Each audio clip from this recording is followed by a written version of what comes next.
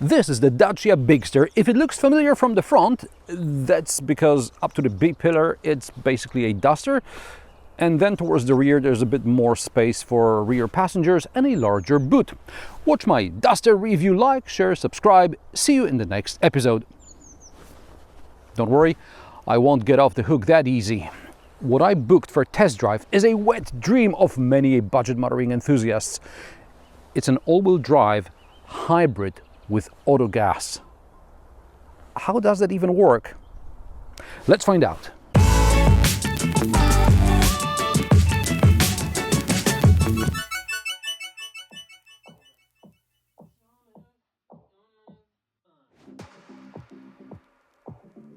Dacia boasts that in 2025 it became the second most popular brand in Europe, and it quickly adds among individual buyers. The Sandero is the best-selling model, followed by the Duster, which also happens to be the second best-selling SUV among Europe's private buyers. Seeing how people can't get enough of Dusters, Dacia decided to milk the platform and introduce the slightly longer Bigster. It also announced an even longer, but somewhat more coupe-ish Striker, which is coming along soon. At 270 cm, the Bigster's wheelbase is just over 4 cm longer than the Duster's. The rear overhang is approximately 18 cm longer. Overall, the Bigster is just under 23 cm longer than the Duster, measuring 457 cm. This means the boot volume has increased from a maximum of 517 litres in the Duster to a maximum of 667 litres in the Bigster. Depending on the powertrain, the boot volume delta ranges from about 100 to 150 litres, and the powertrains include a mild hybrid, a full hybrid, a mild hybrid with LPG, and a mild hybrid with LPG and all-wheel drive like the car I'm reviewing today. The boot volume here is 444 litres because of the 50-litre LPG tank located under the floor. The petrol tank capacity is also 50 litres, providing up to 1500 kilometers of range and up to 30% lower operating costs. That's based on French LPG prices. The boot dimensions are 100 centimeters wide between the wheel arches, 105 centimeters deep, and 45 centimeters from the floor to the cargo cover. There are now levers for folding second-row backrests, a 12-volt outlet, 3 standard shopping bag hooks, and 1 U-clip mounting point. U-clip is a Dacia accessory system which includes hooks, flashlights, bags, cup holders, and phone mounts. For example, here I have a flashlight, but I could swap it for a hook and mount the flashlight on the boot lid. Depending on the market, the power tailgate may be an option for around €300, which is definitely not worth paying for, as it beeps quite loudly and is rather slow, and you cannot operate it with gesture.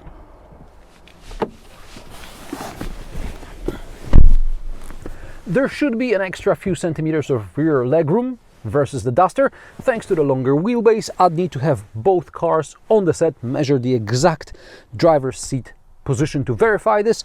Now, the elbow room is the same as in the Duster, and it's 143 centimeters. The doors still don't cover the sills, and the door pockets are still far too tight for a bottle. However, some trims get a 40-20-40 split rear seat, and the center section becomes an armrest, complete with cup holders and smartphone holders. The tunnel still runs through the center, but now we get air conditioning vents, which were not present on the Duster I reviewed. There are 2 USB-C ports and a U-clip mount as well. The cockpit looks almost identical to the Duster. The only difference from the Duster I reviewed almost 2 years ago is the center console. The Duster back then was a manual, so the console was lower, and this, because of the hybrid drivetrain, is an automatic, and the console is higher, and there's this funny short gear selector. I strongly recommend you choose the Winter Package Plus, if it's an option on the trim you're looking at, as it includes heated steering wheel, heated seats, and heated front windshield, electrically heated. However, the hard plastics even if they stand the test of time, will be a hard sell compared to what the Chinese competition has to offer. The wireless charger breaks connection every few seconds, regardless of whether the phone is in a case or not, or whether the car is moving or parked. Due to the higher console, there are less than ideal cup holders that don't fit larger drinks, and smaller ones will rattle in the plastic inserts. The optional U-clip cup holder isn't a solution as it obstructs the glove box, not to mention that the passenger can hit it with their knee. The glove box is average sized, as is the storage under the armrest, which, by the way, is ventilated. The door pockets are tight, but they can accommodate medium-sized bottles.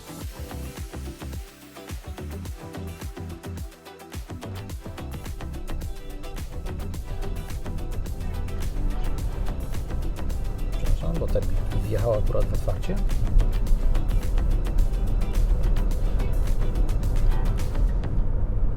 The current Bigster engine lineup consists of 1.2 and 1.8 liter engines.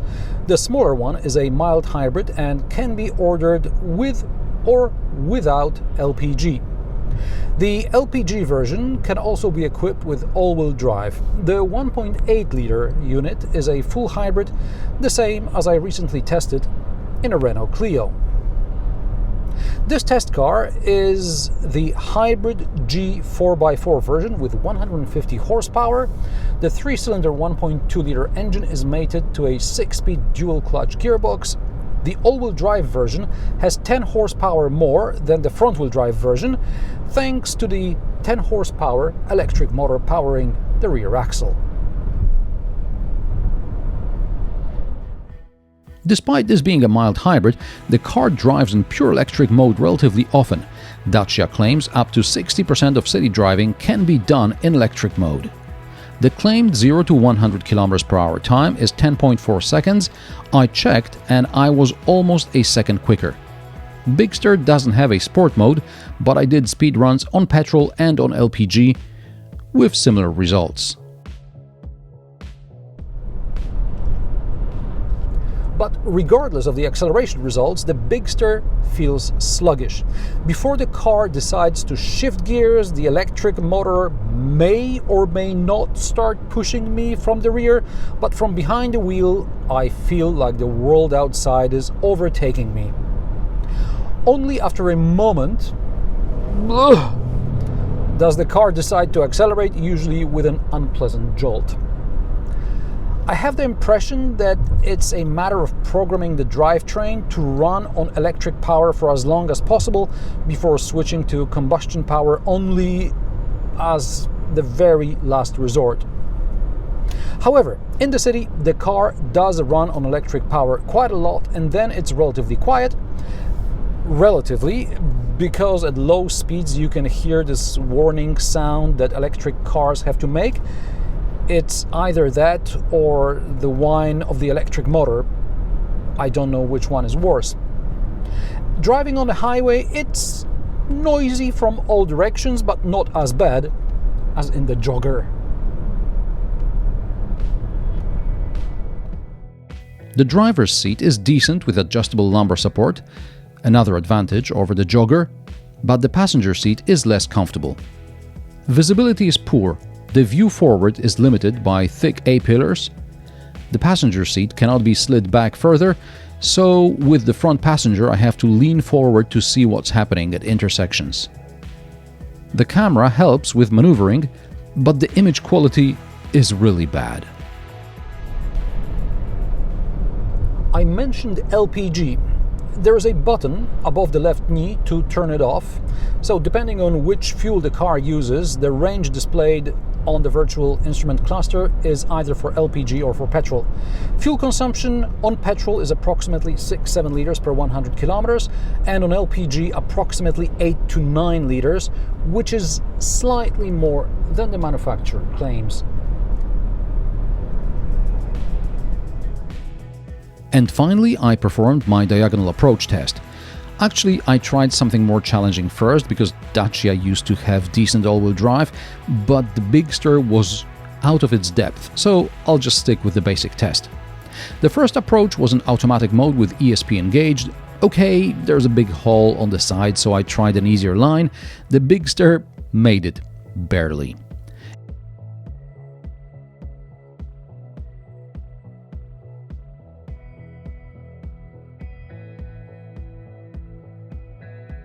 In automatic mode with ESP off, it's even worse. You can see that the electric motor driving the rear axle doesn't engage right away when the front wheels need it, only after a moment of hesitation. The third approach was in snow mode with ESP engaged. From behind the wheel, I had the impression the car wouldn't move. I guess the system had to generate some energy to power the rear motor first.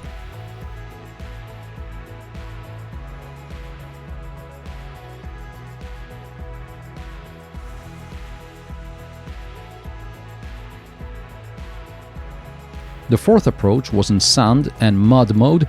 Only when I started turning the steering wheel slightly left and right did I manage to climb.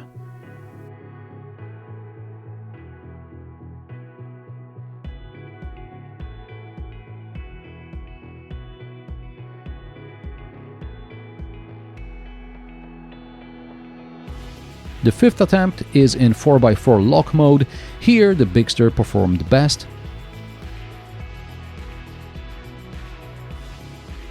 And finally, the same thing, but with ESP turned off, I got up the incline in the end. Just like on tarmac, during this off-road test I had the impression that the front and rear axle drives weren't communicating with each other.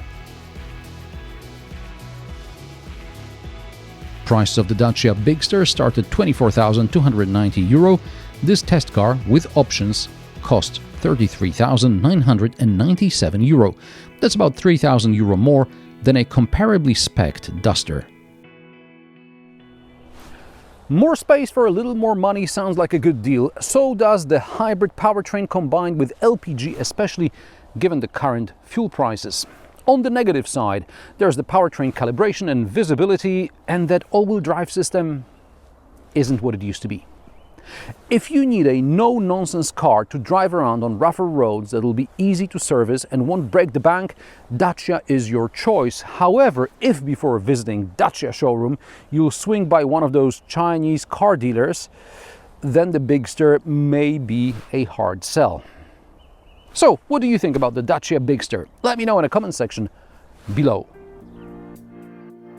If you like my sarcastic, down-to-earth and possibly mildly amusing car reviews, join me every Friday at 3 p.m. Central European Time, and don't forget to subscribe and like this video as it helps me with the YouTube algorithm. Thanks for watching, and I will see you in the next one.